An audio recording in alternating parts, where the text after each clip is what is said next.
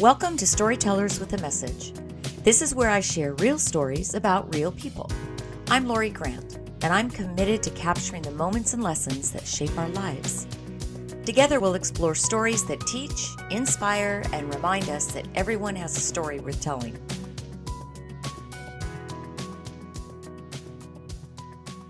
There's something about airplanes that always makes me think of tiny neighborhoods stacked in a straight line. Every row has its own little cast of characters. People carrying their hopes and their worries and whatever snacks they grabbed at the last minute. On this flight from Washington, D.C. to L.A., I found myself tucked in a middle seat. Well, that's not my first choice, but sometimes life puts you in the middle so you can see things you might have missed from the edges. The man by the window was already deep into his own world, typing fast enough to make me wonder if his keyboard needed a break. And the guy in the aisle was scrolling like he was determined to reach the end of the internet. And me? I was just settling in, knees politely negotiating with the seat in front of me. Boarding has always been one of my favorite parts of flying. It's like watching a parade when no one realizes they're in it. Tall people ducking and short people stretching and nervous travelers clutching their boarding passes like treasure maps. Every face tells a story. A young woman stopped in the row ahead of us. She couldn't have been more than 5'2", and she was doing her absolute best to lift her carry-on into the overhead bin. She tried, and she tried again. I don't know if the bag was heavy, but the bin was definitely too high for her. She didn't say a word. She just kept trying. Well, the line behind her slowed, and that familiar ripple of airplane impatience started to spread. I wanted to help. If I'd been on the aisle seat, I would have popped up like a piece of toast. But from the middle, all I could do was watch and hope someone else noticed. But no one did.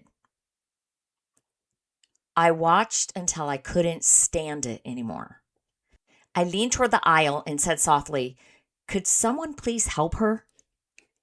I don't think there was any attitude in what I said. It's always a little risky. You never know if speaking up will make you look out of place or like you're meddling. But honestly, how could no one see she needed help? The man beside me blinked out of his scrolling spell, stood up, and with one very gentle push, guided her bag into the bin like it weighed nothing at all. She sighed in relief.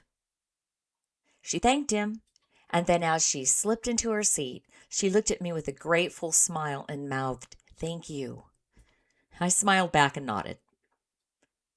The guy next to me sat down, looked at me, and whispered, "I feel like a total jerk." I kind of laughed and I said, "You're not. You helped, and that's what matters." But I'll be honest, he hadn't really made the best first impression. But we ended up talking for most of the 5-hour flight. He was kind and thoughtful and genuinely embarrassed that he had been so unaware. It made even more sense when he stood up. I realized he was easily over 6 feet tall. When we landed, he didn't hesitate. He got her bag down even before she stood up. That moment stayed with me. Not because of the struggle, but because of how easy it is to forget to just look up. It's so easy to disconnect and miss the world as it walks right past us. I keep wondering how many small opportunities we lose simply because our attention is somewhere else. We live in a world of cell phones and tablets and tiny computers we wear on our wrists. I'm a fan of them too. They help us and entertain us and connect us. But I do wonder about the trade-off. Do we really need to fill every quiet second? Have we reached a place where we have to schedule being aware of the world around us? Life is full of tiny moments where someone needs a little help. Perhaps they're as simple as holding a door for someone that's juggling too many things, or sliding a shopping cart out of the way of the only parking spot in the lot. Or maybe noticing someone isn't quite tall enough to get their bag into the overhead bin. The moment doesn't usually come with a big announcement or bells and whistles. They just appear. I wonder how often we miss them simply because we have our heads down. I think most of us want to help, but we can't step into a moment we've never noticed. Awareness matters. So here's my message. Don't miss the small invitations. They're often the ones that matter most. Look up. Someone might need you, and you'll feel really good knowing that you didn't miss the moment. This has been Storytellers with a Message. If you enjoy the show, please hit the subscribe button and leave a review on your favorite podcast app. It truly helps others find the podcast. And if you have a story to tell, I would love to hear from you. You can email me at storytellerswithamessage@gmail.com.